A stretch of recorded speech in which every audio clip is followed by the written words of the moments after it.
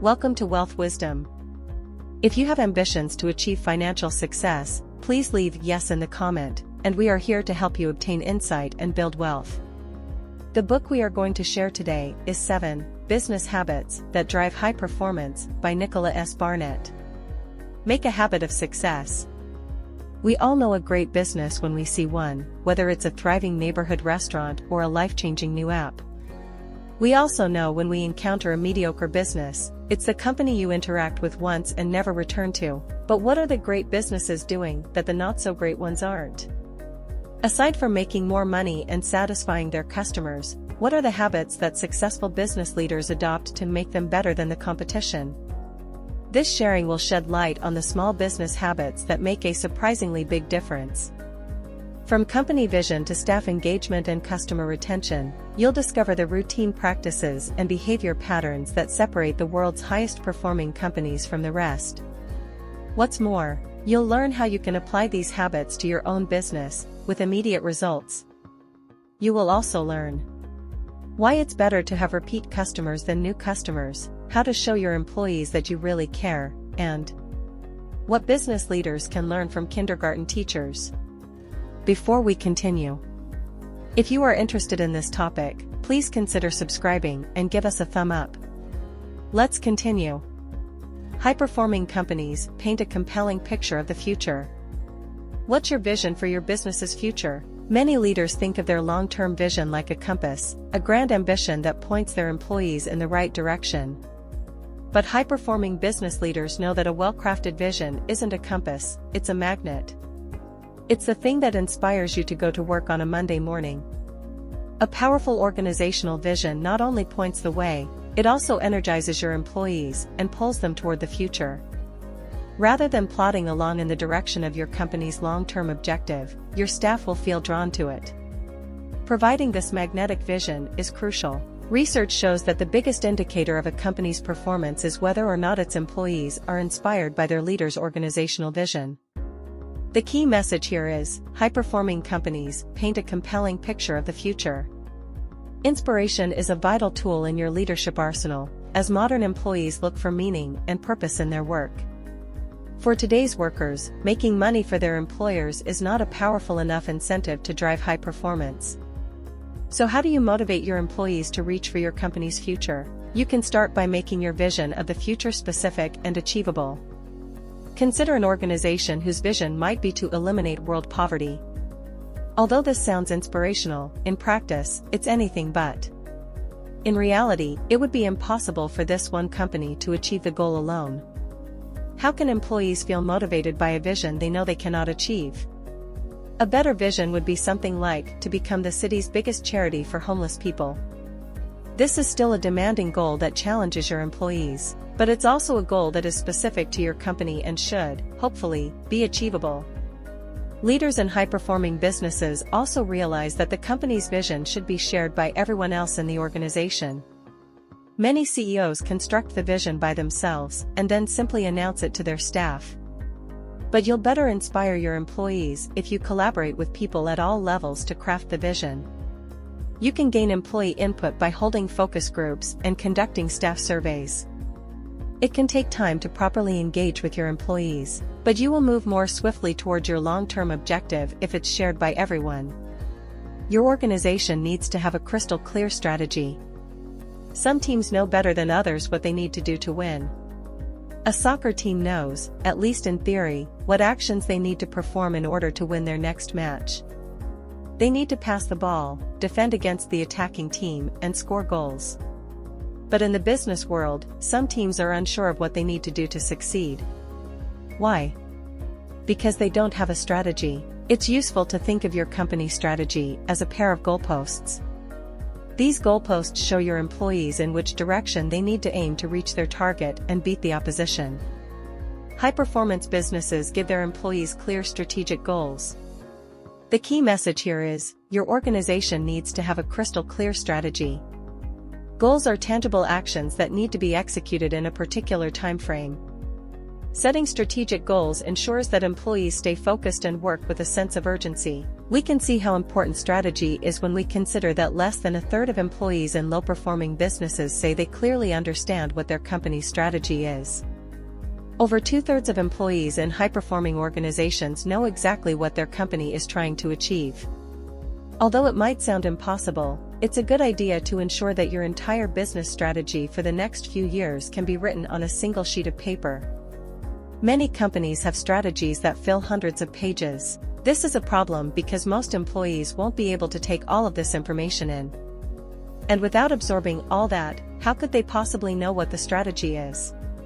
Keeping your strategic goals and priorities to one simple sheet of paper ensures that everyone can memorize them and keep the aims in mind as they go forward. To keep your staff abreast of the latest strategy updates, your business needs to have a solid internal communications department. But worryingly, a lot of companies don't. Although businesses are happy to spend big sums of money on communicating with their customers, many won't invest in effective communication with their own employees. High-performing businesses don't make this mistake. They know that when it comes to communication, staff should be a priority. So don't be afraid to spend money on your internal communications infrastructure to ensure that all of your employees are on the same page and pulling toward the same strategic goals. Most businesses fail to harness their employees' true potential. It's common knowledge that you need good people in your organization, but most companies take this to mean that they need to recruit good people. Once they've hired talented staff, many businesses assume they've done everything they can to build a strong team. But high-performing businesses understand that developing human capital involves so much more than just recruitment. So how do you build a great workforce? As well as recruiting the best people, you also need to develop your new hires once they're on board. This development could take the form of external training programs or temporarily posting people to other parts of the business so that they can learn more about the organization. But although these activities are easy to implement, many companies avoid upskilling their employees. Why? Because they think it's too much of a risk. After all, what happens if they invest time and resources in developing someone, and then that person decides to leave the company? The key message here is, most businesses fail to harness their employees' true potential. Instead of increasing what their existing employees are capable of, most businesses prefer to recruit new employees who already have the skills and experiences required. But high-performing companies don't go down this route. Instead of worrying about the consequences of investing in an employee who then leaves, high-performing companies worry about what will happen if they don't develop someone who chooses to stay. What's more, instead of allowing line managers to carry on recruiting new people into their team, some high-performance companies will often dismiss managers for failing to ensure that their existing team is skilled enough to meet the business's challenges. So how do you unlock the true potential of everyone who works for you? Perhaps the first place you should be looking is your leadership team. Oftentimes, if organizations do decide to invest in staff development, they put that investment into developing their employees' technical competencies. But what many people are missing isn't technical know-how, but leadership skills, the competencies surrounding communication, integrity, and management style. You can set a good example to others in your organization by undertaking training and development programs yourself.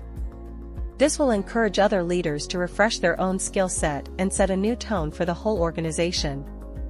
If managers can see that senior leaders embrace personal development and upskilling, they are more likely to provide training opportunities for their own teams rather than recruiting from outside the organization. High-performing businesses celebrate their workforce. You might remember the wonderful feeling of winning a prize at school and proudly bringing it home to show your parents. While you might consider the office and the playground to be a million miles away from each other, it turns out that there's a lot that business leaders could learn from kindergarten teachers. A big lesson leaders should learn is that, however old you are, it feels great for someone in authority to tell you you've done well or give you some form of recognition. Many businesses are focused on ensuring their staff meet challenging goals, but when those goals are met, they forget to give their employees a well-earned thank you and pat on the back. The key message here is, high-performing businesses celebrate their workforce. Research shows that over 50% of employees in high-performing organizations say that their leaders make an effort to recognize their achievements. But in low-performing businesses, only 25% of employees agree, and worse, a third say their managers never give them praise and recognition. showing your gratitude isn't just the right thing to do, it's also a valuable tool for getting the best out of your team. It is a fact that employees who feel appreciated are more likely to go beyond what's expected of them and put in more effort to reach the company's goals. So how can you make a habit of recognizing your staff? The good news is that it doesn't have to be expensive or time-consuming. Sometimes, all it takes is putting your head around the door of someone's office and saying, "Thank you." In fact, research shows that this kind of spontaneous gratitude is more effective than planned praise. And don't be shy about letting other people see you do it. While you should never criticize an employee in public, praise is best with an audience. And be bold when it comes to showing your gratitude. One company decided to send their hardworking chief financial officer and his wife on a spa weekend, just to say thank you for his efforts. The result? Years later, this act of kindness was still being mentioned and appreciated among staff. High-performing organizations look after their employees. How much do you care about the people who work for you? As a leader, you might not have spent much time thinking about this question, but your employees probably have. And they likely have a more accurate idea of the answer. When everything is going smoothly, it's easy to say that you care about your employees. But when your relationship with your staff is under pressure, the truth usually comes out. This is when the employers who aren't concerned with their staff's well-being show their true colors, often with disastrous consequences. The key message here is, high-performing organizations look after their employees. Consider this real-life example of two companies, both of whom had an employee who was injured in the workplace and needed to take time off to recuperate. The first company made sure they routinely checked in with their injured employee to see how they were feeling and ask if there was anything they could do for them. This company's employee was back in the office 2 weeks later. The second company handled things very differently. They made no effort to reach out to their sick employee while he was off work. Out of sight, out of mind. And the result? That company never saw that employee again. And not only did they not return to work, but they also hit their former employer with a lawsuit for the injuries they sustained in the workplace. This just goes to show that small gestures of care and concern can make a big difference. All too often, organizations don't think they have an obligation to care about their employees' well-being. And who can blame them?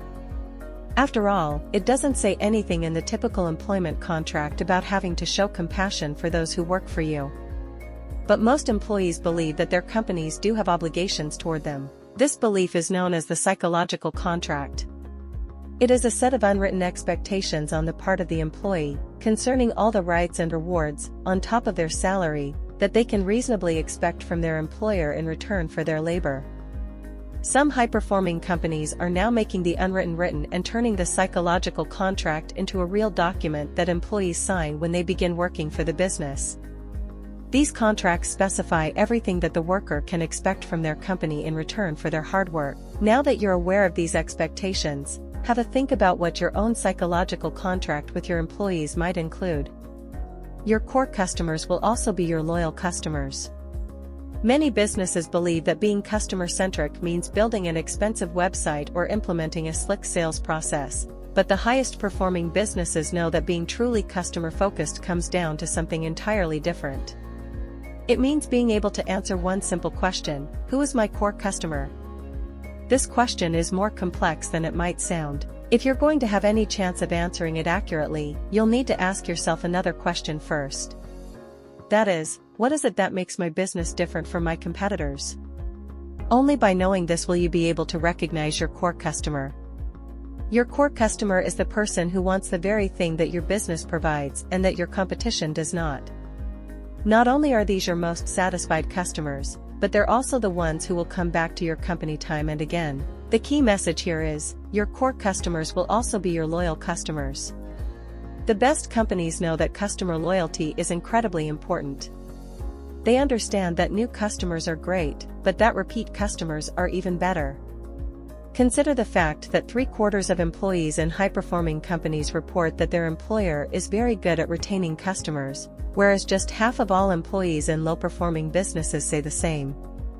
The reason customer loyalty is so valuable comes down to simple economics. Attracting new customers is often very expensive. Consider the fact that a typical company has already spent around half of the money that a new customer generates on attracting that customer in the first place. So if a new customer spends $100 with your business, your profit is likely only around $50, because you already had to spend the other $50 on the sales and marketing that brought them to you. But these costs greatly diminish if that person keeps returning and becomes a loyal customer. So for the sake of your profit margins, you need to develop a relationship with your customers rather than thinking of your interaction with them as a one-off transaction. The highest performing companies build relationships with their customers by asking them for feedback, implementing their product suggestions, and rewarding them for their loyalty. What's more, these companies work hard to turn that loyal customer into an advocate for their business. An advocate is a customer who likes your business so much that they begin to recommend you to others in their social network. Optimizing and refining your IT systems drives high performance. Once your business has a functioning IT system, do you stick with that system religiously, or do you keep optimizing it? Most businesses have developed a way of using IT that works, but not many companies make a habit of improving their systems. Updating IT systems can be a challenge for older companies in particular. That's because older companies are often trapped with a legacy of old operating systems, which are too costly to replace. Many banks, for instance, are still using IT systems whose core essentials were developed over 4 decades ago. The key message here is, optimizing and refining your IT systems drives high performance. According to the author, 3/4 of employees in high-performing businesses say their organization continually upgrades their IT systems, whereas just 41% of those in low-performing businesses say the same. If you're heading up an older business, upgrading your systems won't be easy, but it's often the only way to secure the future of your company. Remember that your younger competitors, like startups, aren't burdened with out-of-date IT systems. And if you're not careful, this advantage could give them a decisive edge over your business. If it would cost too much to change all your business units to a new IT system all at once, then maybe build new units of your business on a new system, while leaving your old business units on old systems. If you do decide to upgrade your IT system, it's important to invest in training for your employees so that they know how to use the new system effectively. All too often, companies spend big on designing and installing a new IT system, but try to save money by skimping on IT training for their staff. While skimping might sound tempting, consider that this approach is a false economy. After all, if your staff don't know how to use the new system to its full potential, then it won't drive productivity in your business, and you'll never see a return on your initial investment. Finally, don't forget to update your existing workflows, processes, and job descriptions to facilitate the new technology you brought in. Even if your staff know how to use their new system perfectly, it will only work well if your other processes are adapted to be compatible with it. That's the end of today's sharing. If you like our content, please give us a thumb up and share it with your friends. See you next time.